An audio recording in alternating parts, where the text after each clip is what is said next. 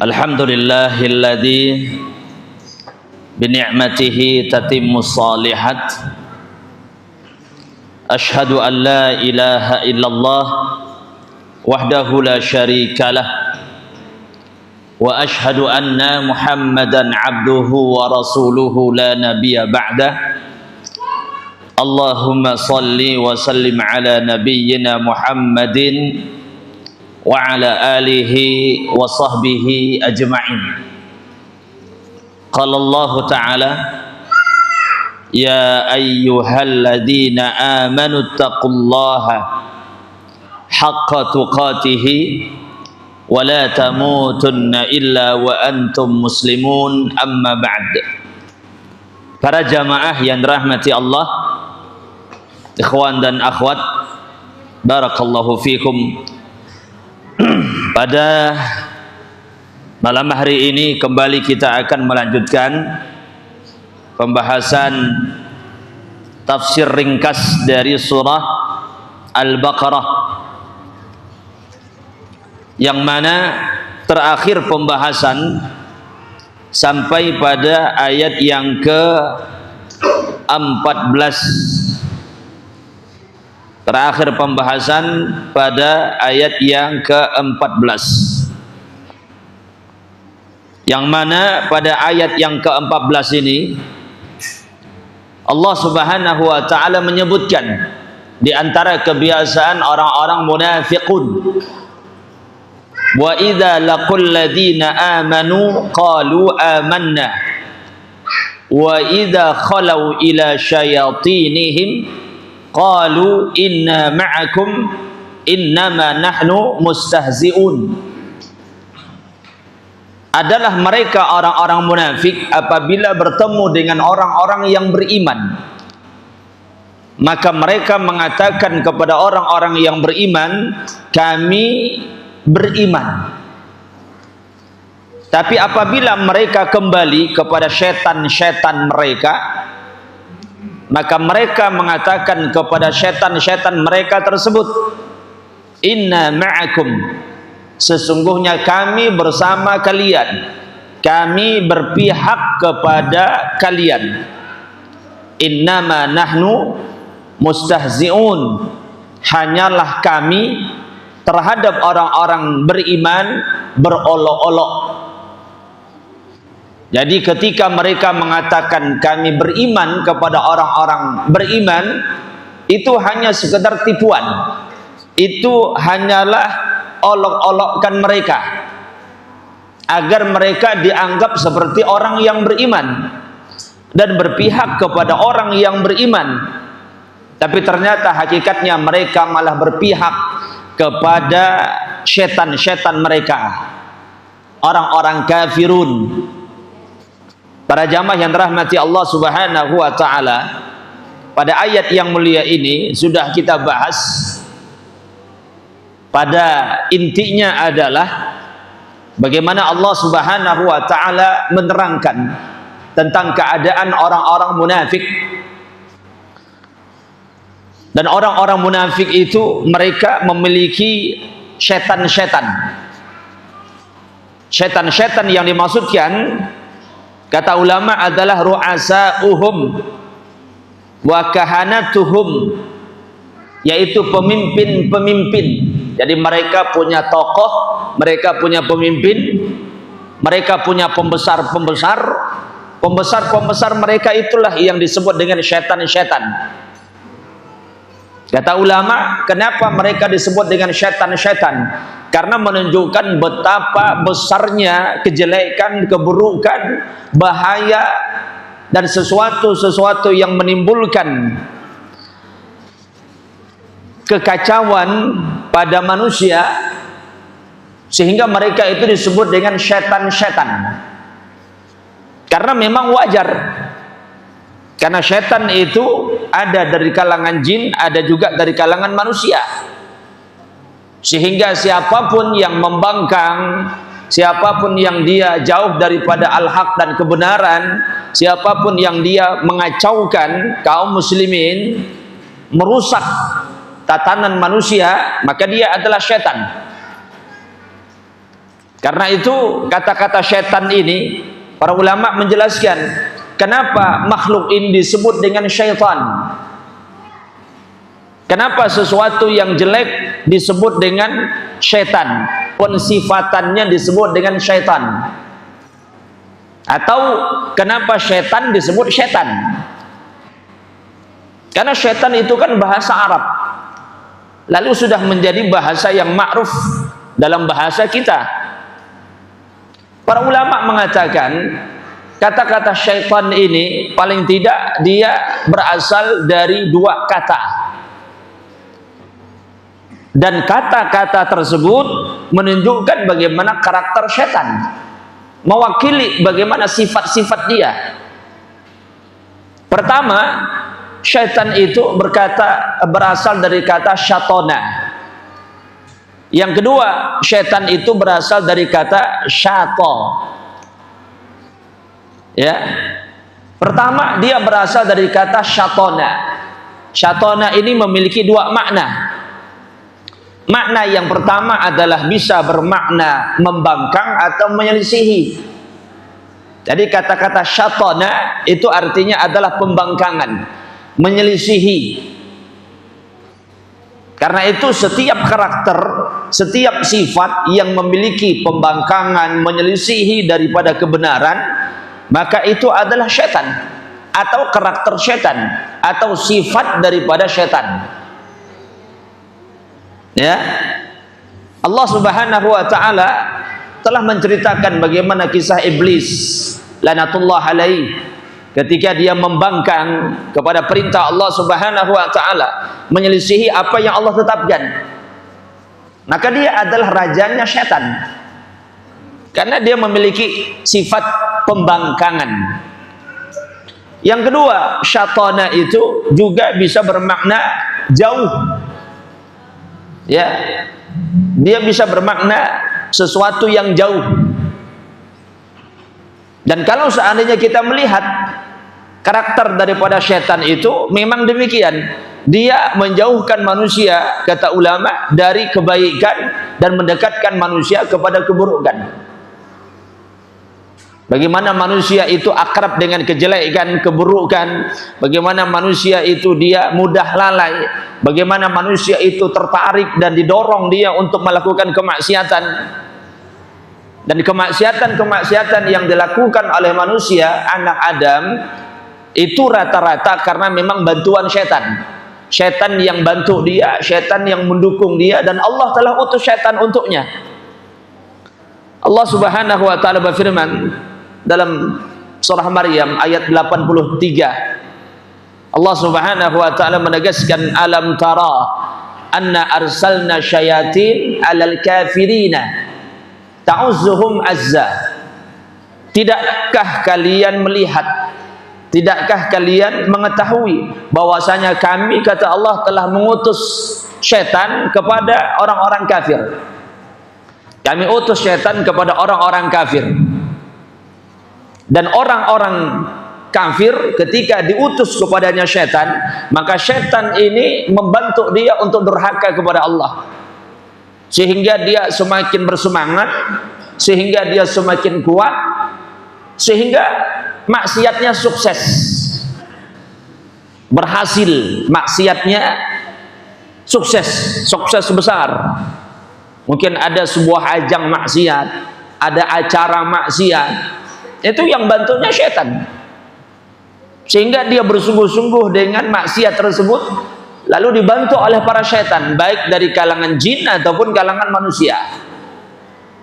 Ya, karena memang tujuannya menjauhkan Bani Adam, menjauhkan manusia dari kebenaran dan mendekatkan manusia kepada kejelekan, dibantu, didukung. Itu makna daripada syaitan. Atau syaitan itu berasal dari kata yang kedua, yaitu syata. Apa makna syata? Syata itu artinya ihtaraqa, membakar.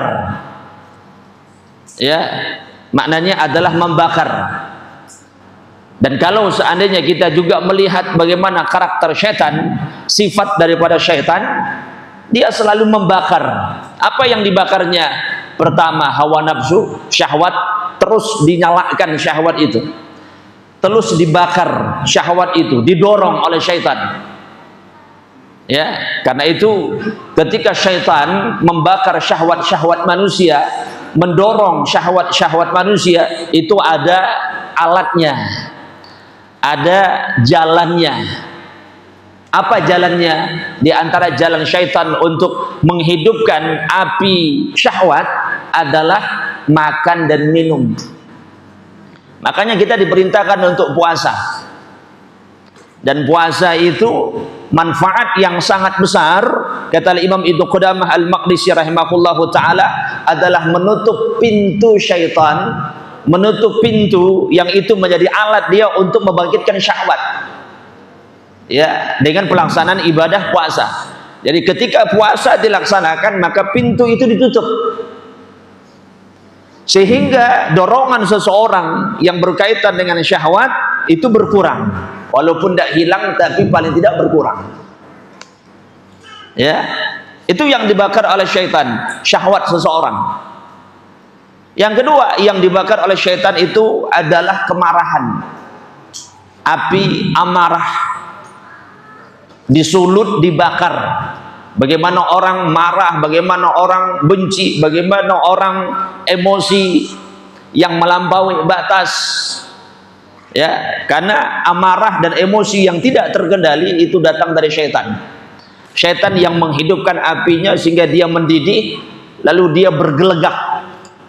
Ya, makanya kalau ada orang lagi sedang marah, emosinya memuncak, wajahnya merah, matanya merah, mukanya rautnya menakutkan, hatinya berdesir. Itu yang membakarnya itu adalah syaitan. Makanya Nabi perintahkan untuk didinginkan, untuk direndahkan, suhunya direndahkan. Ya, kalau dia marah lagi sedang berdiri, duduk. Kalau masih marah juga berbaring. Atau dianjurkan berwudu, sholat dan lain sebagainya. Tindakan-tindakan yang merendahkan tensi kemarahan, ya, emosi yang memuncak. Itu yang diajarkan oleh Nabi Shallallahu Alaihi Wasallam. Maka begitulah karakter syaitan itu. Nah, para jamaah yang dirahmati Allah, jadi pemimpin orang-orang munafik itu disebut dengan kata-kata syaitan karena begitu jeleknya, buruknya kelakuan dan perbuatan-perbuatan mereka. Lalu Allah Subhanahu wa taala berfirman, ya, bahwasanya mereka kepada orang-orang kafir adalah orang yang berolok-olok. Kemudian ayat yang berikutnya, ayat yang ke-15, Allah Subhanahu wa taala berfirman, Allahu yastahzi'u bihim wa yamudduhum fi tughyanihim ya'mahun. Allah Subhanahu wa taala yang akan membalas olok-olokkan mereka. Allah Subhanahu wa taala yang mengolok-ngolok mereka orang-orang munafikun. Dan Allah Subhanahu wa taala membiarkan mereka dalam terombang-ambing. Ya'mahun, dan mereka dalam keadaan bingung dan bimbang. Ini ayat yang ke-15. Para jamaah yang dirahmati Allah, Allah Subhanahu wa taala dalam ayat ini menjelaskan tentang balasan dari perbuatan orang-orang munafikun mengolok-ngolok orang yang beriman, maka Allah yang akan membalas olokkan mereka itu. Maka Allah yang akan mengolok mereka. Allah Subhanahu wa taala yang akan mengolok mereka. Ya. Karena orang-orang beriman mungkin tidak mampu untuk membalas. Maka sebaik-baik balasan adalah Allah. Ya, kalaupun seandainya kita dizolimi, seandainya kita mungkin disakiti, mungkin kita tidak bisa membalas karena kelemahan kita. Tapi yakinlah bahwasanya kita punya Rabbul Alamin, kita punya Allah, Zat yang Maha Kuat. Dan Allah Subhanahu wa taala memiliki balasan, dan Allah yang akan membalasnya. Dan balasan Allah yang terbaik dan sebaik-baik balasan dari sisi Allah Subhanahu wa taala. Maka orang-orang munafikun akan dibalas dengan olok-olokkan. Ya, dan para ulama mengatakan bahwasannya olok-olokkan mereka itu akan dibalas oleh Allah baik di dunia ataupun di akhirat. Di dunia ataupun di akhirat. Allah Subhanahu wa taala akan balas. Dan salah satu yang dijelaskan termasuk bentuk olokan Allah kepada mereka orang-orang munafik, karena mereka telah mengolok-olok orang-orang yang beriman, adalah sebagaimana yang Allah sebutkan dalam surah Al-Hadid ayat yang ke-13.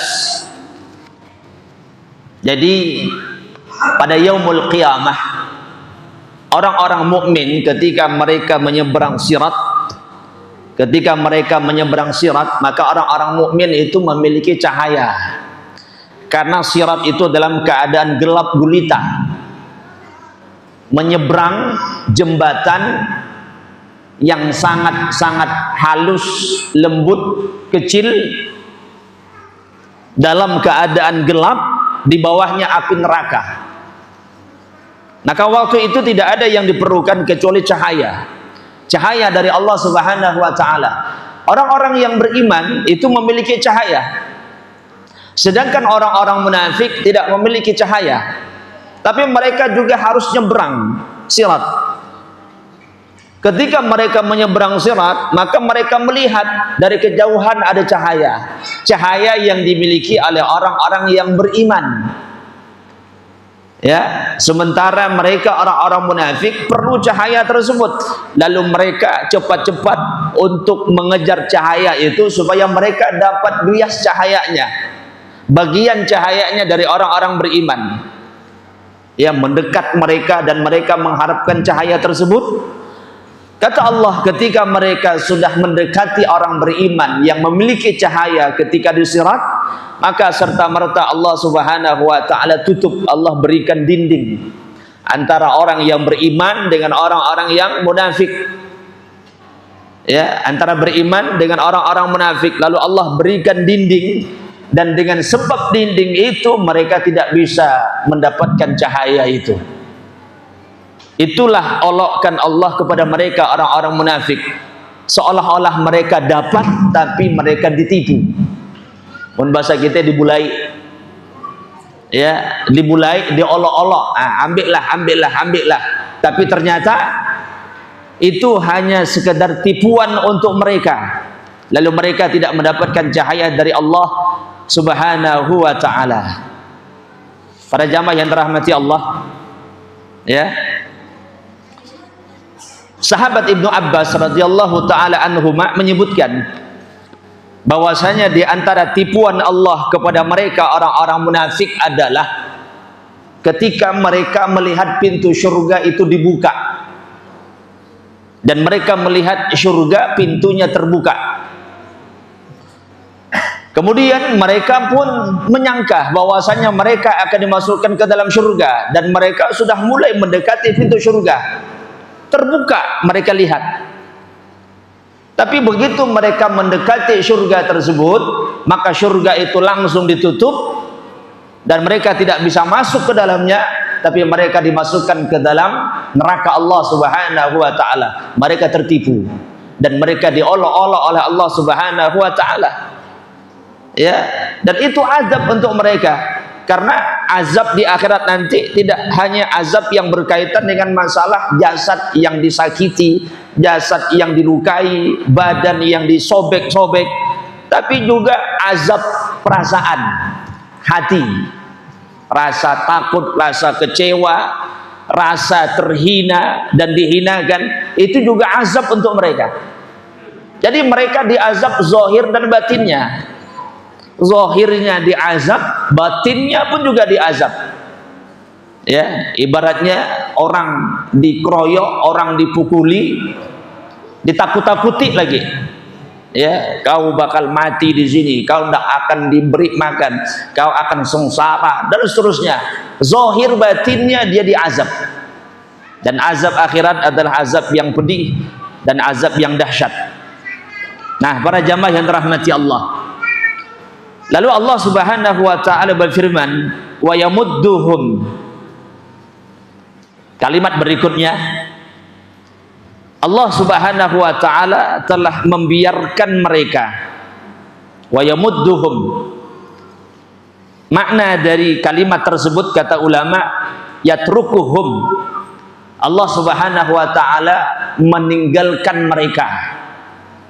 Ya, yamuddu itu asalnya maknanya adalah memanjangkan. Kalau kita belajar tajwid ada istilah mad, memanjangkan bacaan. Al-maddu, memanjangkan bacaan. Ya, a i u. Ya, wa yamudduhum artinya memanjangkan. Atau bahasa lainnya yang sebentar dibuat jadi lama, yang sebentar dibuat jadi lama, yang pendek dibuat jadi panjang. Ya, maknanya adalah yatrukuhum, Allah Subhanahu wa taala meninggalkan mereka. Ya, dan secara bahasa para jamaah Allah Subhanahu wa taala menggunakan bahasa wa yamudduhum. Allah Subhanahu wa taala telah meninggalkan mereka atau memanjangkan mereka masa dan waktunya.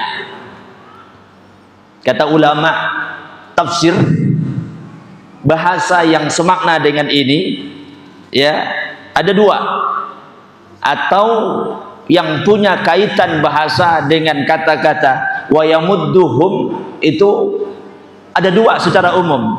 Pertama disebut dengan al-maddu, mad. Yang kedua disebut dengan imdad, al-imdad. Ya, al-maddu dengan al-imdad ini sebenarnya satu kata, asalnya satu kata. Tapi dia menjadi istilah yang berbeda. Al-maddu, al-imdad. Secara umum maknanya sama, yaitu memanjangkan masanya, waktunya dipanjangkan. Kalau misalnya kita baca a fathah dilamakan, a dua harokat. Kalau kita belajar tajwid i u dan seterusnya. Ya. Tapi secara makna yang terkandung di dalamnya itu berbeda. Kata ulama, kalau al-maddu ini memanjangkan masa dan waktu untuk sesuatu yang berkaitan dengan kejelekan, sesuatu yang jelek, sesuatu yang tidak baik atau tidak bagus. Kalau al-imdad ini memanjangkan masa dan usianya atau waktunya dengan sesuatu atau terhadap sesuatu yang baik. Ya, makanya ulama mengatakan wa asluhu ziyadatu. Asalnya adalah, maksudnya adalah tambahan kebaikan atau tambahan keburukan. Kalau tambahan kebaikan al-imdad, kalau tambahan keburukan al-maddu. Dan Allah Subhanahu wa taala sebutkan yamudduhum. Tambahan masa itu adalah sesuatu yang berkaitan dengan keburukan. Nah, para jamaah yang dirahmati Allah Subhanahu wa taala, itulah bahasa Al-Qur'an. Karena itu Al-Qur'an dengan bahasa Arab, maka orang yang memahami bahasa Arab maka dia akan mengetahui rahasia-rahasia kalam Allah yang berkaitan dengan lughah, yang berkaitan dengan bahasa. Sehingga dengan bahasa tersebut yang dia fahami, maka membuat dia semakin takjub dengan bahasa Al-Qur'an, yang menunjukkan dan memberikan isyarat bahasa Al-Quran itu bahasa pilihan dari awal sampai akhir, hurufnya, kalimatnya, susunannya ini adalah datang dari Allah, semuanya adalah yang terbaik dari sisi Allah Subhanahu wa taala. Sehingga tidak ada kalam dalam Al-Quran yang sia-sia, yang tanpa makna. Cuman ada yang kita ketahui, ada yang tidak kita ketahui. Jadi satu huruf, satu kata dalam Al-Quran itu memiliki makna yang sangat dalam. Ya. Dan begitulah keajaiban daripada kalamullah. Karena yang sedang berkalam adalah Allah Rabbul Alamin. Zat yang maha lembut, zat yang maha kuat, ya, zat yang maha indah berkalam. Maka kalamnya pun penuh dengan keindahan. Kemudian Allah Subhanahu wa taala berfirman pada kalimat yang berikutnya, fi tughyanihim wa yamudduhum fi tughyanihim, artinya adalah Allah Subhanahu wa taala membiarkan mereka atau meninggalkan mereka fi tughyanihim, dalam terombang-ambing. Mereka itu terombang-ambing. Dan orang-orang kafir demikian, mereka itu terombang-ambing. Ya. Orang-orang munafik begitulah keadaan mereka. Mereka itu terombang-ambing, bisa dibawa kemanapun,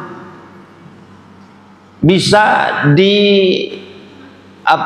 difitnah, bisa juga ditipu, gampang juga dijadikan alat kepentingan. Orang-orang munafik, orang-orang munafik kan banyak digunakan alat oleh orang-orang kafirun untuk merusak Islam dari dalam atau untuk mengacaukan Islam, sehingga orang-orang munafik tidak merasa bahwasanya dia sedang jadi alat orang-orang kafir, alat bagi orang-orang yang memusuhi Islam. Dan dia merasa bahwasanya dirinya adalah orang yang dipakai, orang penting, orang besar, tapi hakikatnya dia sedang diperalat untuk kepentingan kelompok. Mereka terombang-ambing karena mereka tidak punya pegangan. Ya, karena itu pernah kita sampaikan, orang-orang munafik kadang dia bermuka iman, kadang dia bermuka kafir. Dia menyembunyikan kekafiran di hadapan orang-orang beriman. Di hadapan orang-orang kafir dia ikut orang kafir, bersama orang-orang beriman dia ngaku orang beriman. Dia bermuka dua, musuh dalam selimut, menikam dari belakang, duri dalam daging, sehingga dia merusak tapi nampaknya tidak kelihatan, tapi dia sangat-sangat berbahaya. Ya, sangat-sangat berbahaya. Begitulah orang-orang munafik. Jadi mereka itu terombang-ambing. Kata Allah, Allah biarkan mereka dalam keterombang-ambingan. Ya. Ulama tafsir mengatakan ai fi dhalalatihim, yaitu dalam kesesatan-kesesatan mereka. Karena orang yang tersesat itu pasti terombang-ambing. Dia tidak mempunyai pegangan, mudah dibawa ke barat, ke timur, ke selatan. Karena kesesatan demikianlah karakter dan sifatnya. Ya, orang yang sesat dia tidak memiliki kekuatan. Dia tidak kokoh. Karena tidak kokoh maka dia mudah dibawa. Dia seperti buih yang ada di lautan. Ya, mudah terombang-ambing. Fi dhalalatihim, dalam kesesatan-kesesatan mereka. Kata ulama tafsir juga, asal dari kata fi tughyanihim adalah tagha, artinya melampaui batas. Ya, mereka itu tagha, melampaui batas. Ada ungkapan orang-orang Arab, taghal ma, air meluap. Jadi ada bejana, ada ember disebut dengan yang diisi oleh air dan airnya meluap, disebut dengan kalimat taghal ma, airnya meluap. Fi tughyanihim, artinya mereka ini adalah orang-orang yang melampaui batas. Ya, sehingga mereka terombang-ambing. Lalu Allah berfirman pada akhir ujung dari ayat tersebut, ya'mahun, mereka orang-orang munafik yataraddaduna fid dhalalah, artinya mereka adalah orang yang bimbang, orang yang bingung dalam kesesatan. Jadi mereka sudah tersiksa. Orang-orang munafik itu adalah orang-orang yang sudah disiksa hati mereka, jiwa mereka. Ada rasa takut, takut ketahuan. Ada rasa takut tidak dapat dunia. Ada rasa takut tidak dipakai lagi. Macam-macam. Jadi mereka berada pada kebimbangan dan mereka bingung arah hidup mereka seperti apa. Tidak seperti orang-orang yang beriman, kokoh di atas manhaj ahli sunnah wal jamaah. Dalam beragama seperti itu. Ya, dalam beragama seperti itu, kokoh dalam manhaj, berdiri di atas manhaj, tidak mudah terbawa ke sana kemari oleh berbagai macam hal-hal yang menyimpang. Tapi kita melihat bagi mereka yang tidak kokoh ilmunya, tidak kokoh manhajnya, mudah dibawa ke sana kemari. Sana dia masuk, sini dia masuk, segala macam hal dia masuki, sehingga dia tidak kokoh dalam satu pegangan yang kuat. Ya, dan dia kira itu sesuatu yang benar, tapi ternyata itu sesuatu yang telah menunjukkan dia tidak komitmen dengan agamanya, tidak kokoh dalam agama. Para jamaah yang dirahmati Allah. Kemudian pada ayat yang berikutnya, ayat yang ke-16, Allah Subhanahu wa taala berfirman, ini masih tentang orang-orang munafik, karena ayatnya banyak. Beda dengan pembahasan kita tentang orang-orang bertakwa, orang-orang beriman, dan juga orang-orang kafir. Ayatnya pendek atau sedikit karena kejelasan dari karakter mereka. Nah, kalau munafik ini tidak jelas, tidak terang, jadi dia perlu penjelasan langsung dari Allah Subhanahu wa ta'ala. Allah berfirman dalam surah dalam ayat yang ke-16, ulaika alladzina ishtaru ad-dhalalah bil huda fama rabihat tijaratuhum wa ma kanu muhtadin. Dan mereka, yaitu orang-orang munafik, adalah orang-orang yang telah membeli kesesatan dengan petunjuk. Mereka adalah orang-orang yang membeli kesesatan dengan petunjuk, dan tidaklah beruntung perniagaan mereka tersebut, wa makanu muhtadin, dan mereka tidak mendapatkan petunjuk. Mereka tidak termasuk orang-orang yang mendapatkan petunjuk. Pada ayat ini, para jamaah yang rahmati Allah, Allah Subhanahu wa ta'ala menyebutkan di antara warna-warna munafikin, karakter dan sifat orang-orang munafik yang ada di hati-hati mereka. Jadi Allah membongkar bagaimana isi hatinya orang-orang munafik itu, karakternya orang munafik itu. Mereka itu, kata Allah Subhanahu wa ta'ala, adalah orang-orang yang telah membeli kesesatan dengan petunjuk. Kesesatan itu dibeli dengan petunjuk. Bahasa yang Allah gunakan adalah ishtara, membeli. Ya, membeli. Kalau membeli sebagaimana yang kita pahami, itu artinya adalah mengambil barang lalu ditukar dengan harga. Itu namanya membeli. Ya, kita ambil barang lalu kita berikan harga sesuai dengan barang tersebut. Dalam hal ini bisa berupa uang, bisa berupa emas, bisa berupa perak, atau apa saja. Yang jelas ada tukar menukar. Ya, jadi barang itu kita ambil lalu kita hargakan dengan angka, baik dia uang yang sesuatu yang berharga atau yang lainnya. Nah, itu apa? Praktek yang biasa kita lakukan dalam membeli. Ya.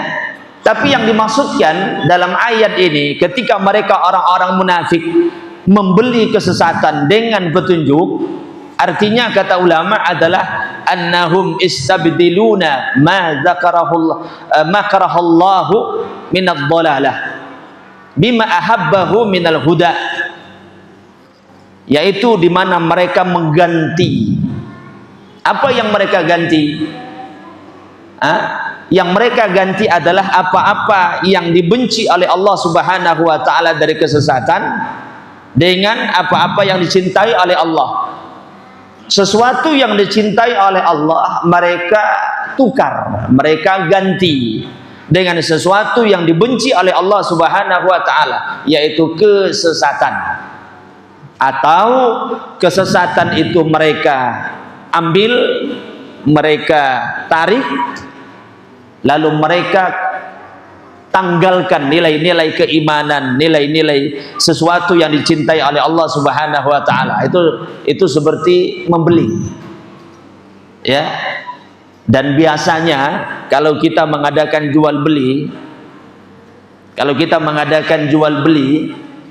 ya, kita mengambil barang lalu kita hargakan dengan angka uang atau sesuatu yang kita punya, karena sesuatu tersebut adalah sesuatu yang kita sukai, makanya kita beli. Makanya tidak boleh ada jual beli paksaan, memaksa. Hakikatnya jual beli itu keridhaan atas senang dan juga senang. Yang menjual senang ridha, yang membeli juga ridha. Ya, itu. Dan kalau praktek jual beli itu, para jamaah yang dirahmati Allah Subhanahu wa taala, bagaimana sesuatu yang kita beli yang menguntungkan kita, memberikan manfaat kepada kita.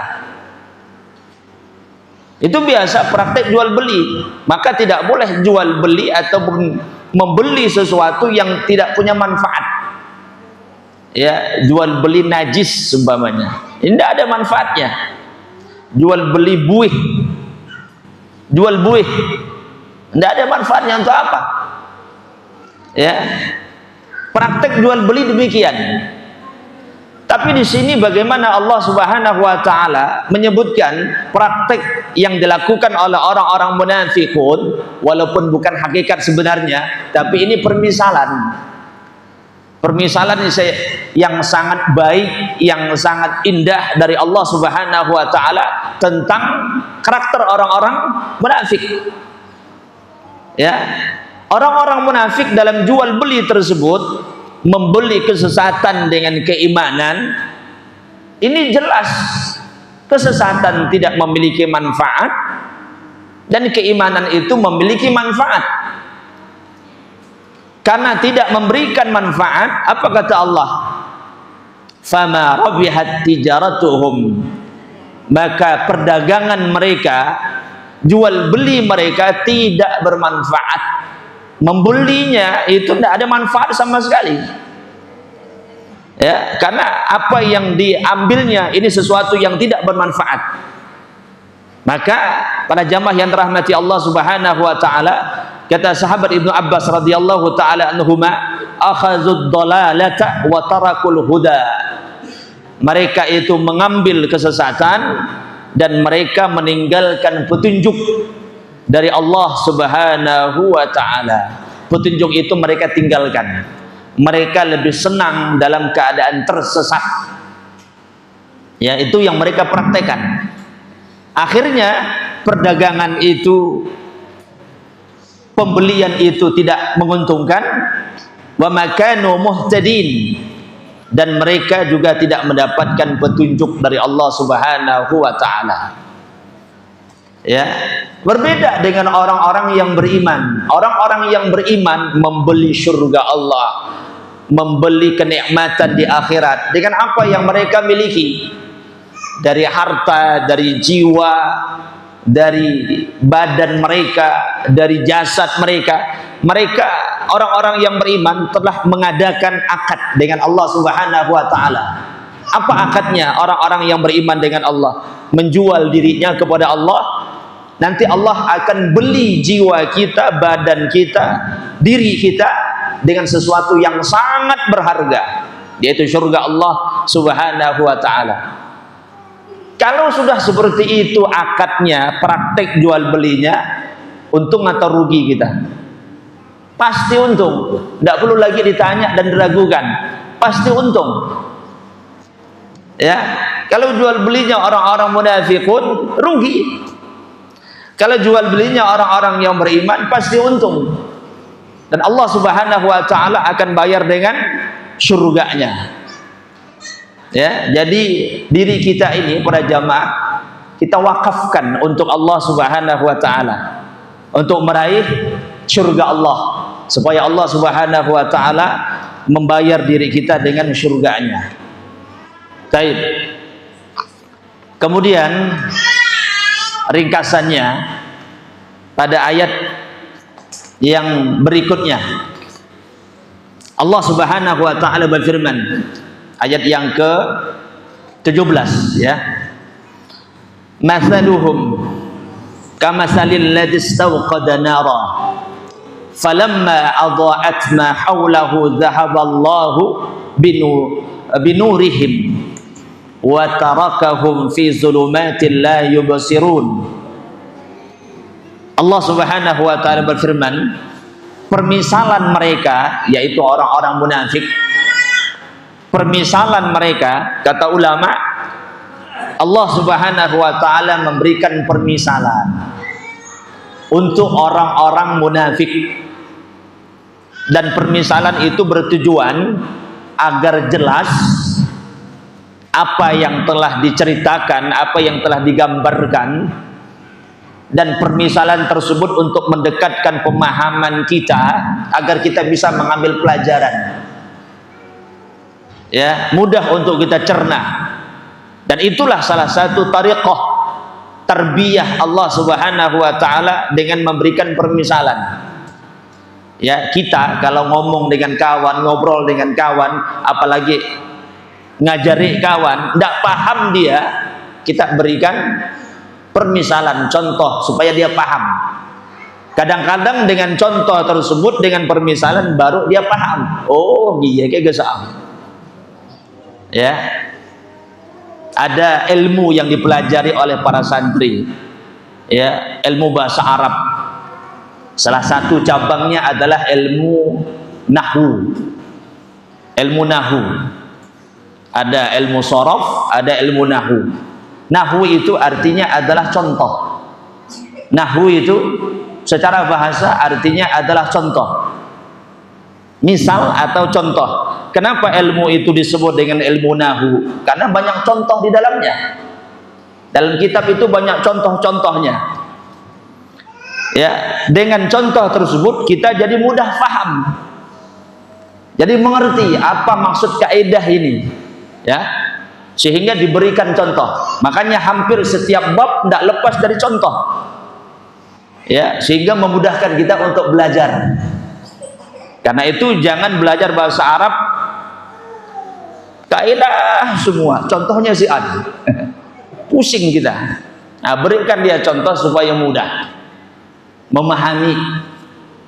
Nah, para jamaah, Allah Subhanahu wa taala menegaskan permisalan mereka, yakni orang-orang munafikun, kamatsalil ladzi istawqada nara, seperti permisalan orang yang menyalakan api. Seperti orang yang menyalakan api. Falamma adha'at haulahu, apabila sinarnya, cahayanya api itu menerangi mereka di sekelilingnya, ya, pada saat api itu sudah menimbulkan cahaya dan menerangi di sekeliling mereka, zahaballahu binurihim, lalu Allah Subhanahu wa taala hilangkan cahaya tersebut. Allah padamkan apinya lagi. Allah padamkan. Wa tarakahum, dan Allah tinggalkan mereka atau biarkan mereka fi zulumat, dalam keadaan gelap, la yubsirun, sehingga mereka tidak bisa melihat. Para jamaah, ulama tafsir menyebutkan bahwasanya ini adalah permisalan yang sangat baik yang Allah Subhanahu wa taala permisalkan untuk orang-orang munafik. Seperti orang yang menyalakan api lalu menerangi di sekitar mereka, lalu Allah padamkan apinya, lalu mereka tetap dalam keadaan gelap.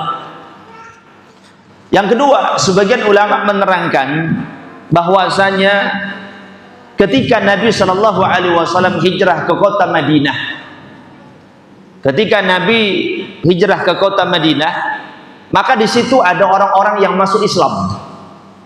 Ada orang-orang yang masuk Islam. Orang-orang yang masuk Islam ini tidak semuanya istiqomah, tidak semuanya kokoh.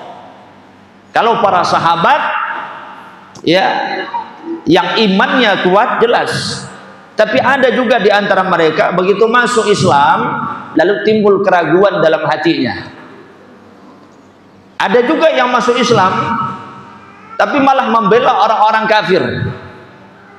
Itulah yang disinggung oleh Allah dalam ayat ini. Mereka itu menyalakan api, dapat sinar, dapat cahaya, lalu Allah Subhanahu wa taala padamkan cahayanya dan Allah biarkan dalam keadaan gelap. Artinya mereka sudah pernah kenal terhadap Islam, tahu tentang halal dan haram, boleh dan tidak boleh, tahu tentang apa yang datang dari Nabi Shallallahu Alaihi Wasallam.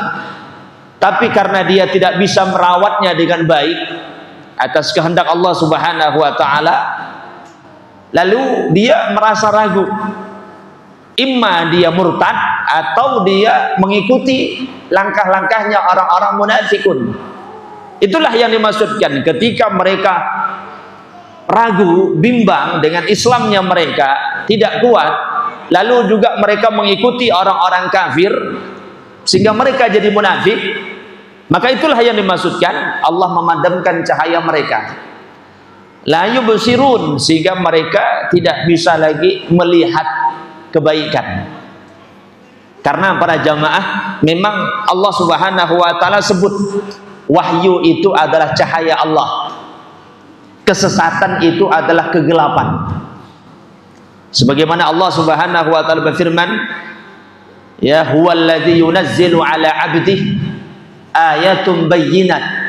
Dialah Allah Subhanahu wa taala yang telah menurunkan kepada hambanya ayatun bayyinat, ayat-ayat yang terang, ayat-ayat yang jelas, ayat-ayat yang terang, ayat-ayat yang jelas, liyukhrijukum minaz zulumati ilan nur, supaya Allah mengeluarkan kalian dari kegelapan menuju cahaya.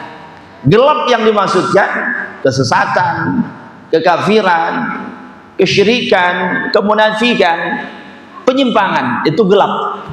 Minaz zulumat, dari kegelapan, ilan nur, kepada cahaya. Cahaya yang dimaksudkan apa? Ya hidayah Allah, wahyu yang datang dari Allah Subhanahu wa taala. Ya, jadi wahyu Allah itu adalah cahaya, kesesatan itu adalah kegelapan. Nah, para jamaah yang dirahmati Allah, yang ketiga, ulama tafsir menjelaskan permisalan dalam Al-Quran itu ada dua macam. Karena dalam ayat ini Allah memberikan permisalan tentang orang-orang munafik. Maka mereka mengatakan, para ulama tafsir, permisalan dalam Al-Quran itu ada dua macam. Ada permisalan yang disebutkan permisalannya dan objek yang dipermisalkan, dan kadang juga yang kedua yang tidak disebutkan, ya, yang tidak disebutkan objek siapa yang dipermisalkan. Nah, contohnya yang pertama pada ayat ini, ya. Nah, para jamaah yang dirahmati Allah, yang jelas ini permisalan yang sangat baik sehingga kita memahami bagaimana karakter orang-orang munafikun. Baik, kita azan terlebih dahulu karena sudah masuk waktu Isya. Silakan.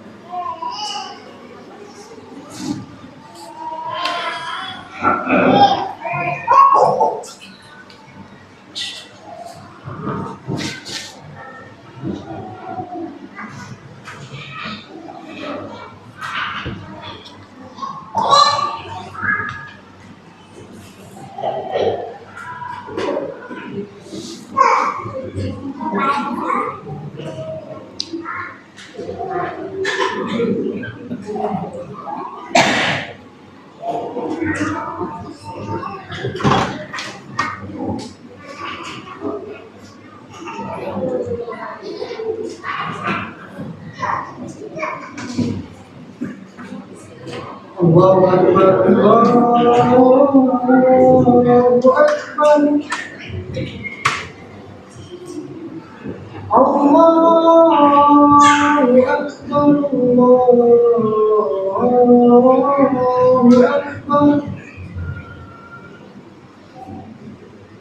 Allah. Asyhadu an la ilaha illallah Asyhadu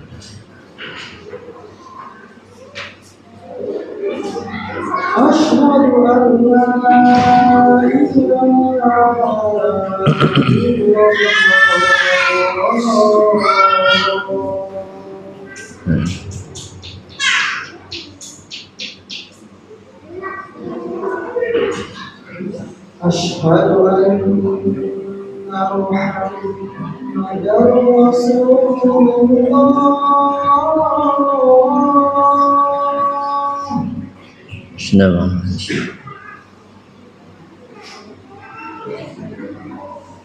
أشهد أن محمدا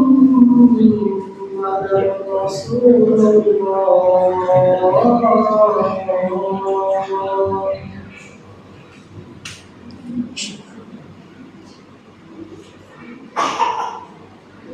حي على الصلاة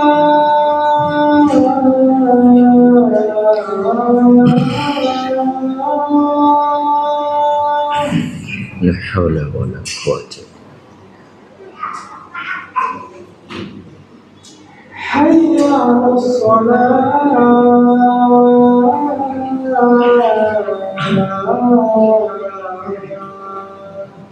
حول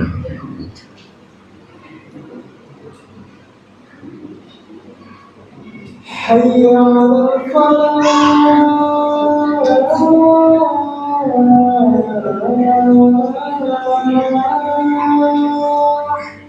لا حول ولا قوة حي على الفلاح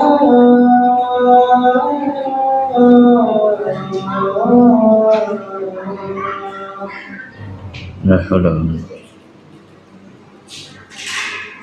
الله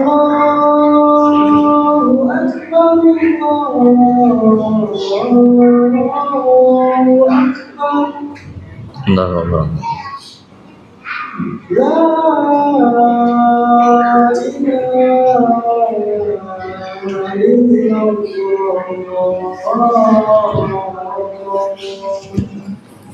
لا إله إلا الله اللهم رب هذه الدعوة التامة الصلاة القائمة آت محمد الوسيلة والفضل والرسول قبل. Para jamaah yang dirahmati Allah, kita tambahkan sedikit. Baik, pada ayat ini Allah Subhanahu wa taala memberikan permisalan. Dan permisalan ini adalah permisalan yang Allah sebutkan dua sekaligus, yang dipermisalkan apa dan dia dimisalkan dengan apa. Yang dipermisalkan tersebut adalah orang-orang munafik, dan yang menjadi permisalan untuk mereka adalah seperti orang yang menyalakan api dan sinarnya mengelilingi mereka, lalu Allah Subhanahu wa taala padamkan. Kemudian yang kedua, ulama tafsir menjelaskan bahwasanya dalam ayat ini Allah Subhanahu wa taala menyebutkan dengan kalimat binurihim. Allah Subhanahu wa taala memadamkan cahaya mereka. Binurihim. Cahaya tadi adalah petunjuk, wahyu, sesuatu yang datang dari Allah Subhanahu wa taala. Itu nur, sebagaimana yang tadi kita sebutkan ayatnya, bahwasanya Allah Subhanahu wa taala menyebutkan cahaya itu adalah permisalan untuk petunjuk Allah Subhanahu wa taala atau wahyunya. Allah sebutkan di sini binurihim dalam bentuk mufrad. Mufrad itu artinya tunggal, nur. Karena bentuk jamaknya anwar, cahaya-cahaya. Kalau satu cahaya, nurun, satu cahaya. Tapi ketika Allah Subhanahu wa taala sebutkan kegelapan, itu dengan bentuk jamak, banyak. Fi zulumat. Mereka itu berada pada zulumat, pada kegelapan-kegelapan. Ini bentuk jamak, zulmah, kegelapan-kegelapan. Jadi Allah tegaskan cahaya itu bentuknya mufrad, satu tunggal, sedangkan kegelapan itu bentuknya jamak. Apa kata ulama? Itu menunjukkan bahwasanya cahaya al-haq, kebenaran itu satu. Al-haq itu hanya cuma satu saja. Dia tidak berbilang-bilang. Jalan Allah itu satu. Manhaj yang hak itu hanya satu saja. Binur, nurun. Maka dimanapun ayat, dalil, hadis kita temukan, ketika bicara tentang petunjuk, maka pasti dia berbentuk mufrad.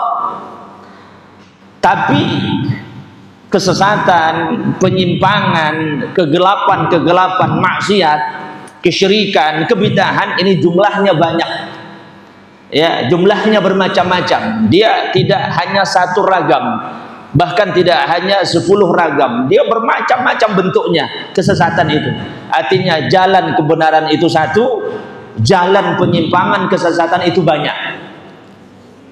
Dan itu adalah isyarat dari apa yang disabdakan oleh Nabi sallallahu alaihi wasallam, "Sataftariqu ummati 73 firqah." Umatku itu berpecah menjadi 73. Semuanya diancam dengan neraka kecuali satu. Apa yang diisyaratkan oleh Nabi? Satu yang hak dan yang lainnya diancam, walaupun tidak kafir, walaupun tidak dikatakan kekal dalam api neraka, tapi mereka terancam karena penyimpangan-penyimpangan yang dilakukan.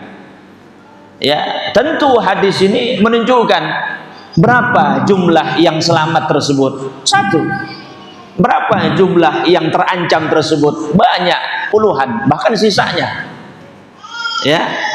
Maka pada jamaah rahmati Allah, Allah katakan la yubsirun, karena dalam kegelapan tersebut mereka tidak bisa melihat mana yang hak, mana yang batil, mana yang benar dan mana yang salah. Dan semoga Allah Subhanahu wa taala selamatkan kita dari kegelapan, kesesatan, penyimpangan, dan Allah Subhanahu wa taala karuniakan kepada kita hikmah. Allah karuniakan kepada kita kebaikan sehingga kita meniti satu cahaya tersebut, cahaya al-haq dan kebenaran. Barakallahu fikum, sampai di sini pembahasannya. Insyaallah nanti kita lanjutkan pada pertemuan akan datang untuk ayat-ayat yang berikutnya insyaallah. Allahu a'lam bishawab, kurang lebihnya mohon maaf. Wa sallallahu ala nabiyyina Muhammadin wa ala alihi wa sahbihi ajma'in. Subhanakallahumma wa bihamdika asyhadu an la ilaha illa anta astaghfiruka wa atubu ilaik. Assalamualaikum warahmatullahi wabarakatuh.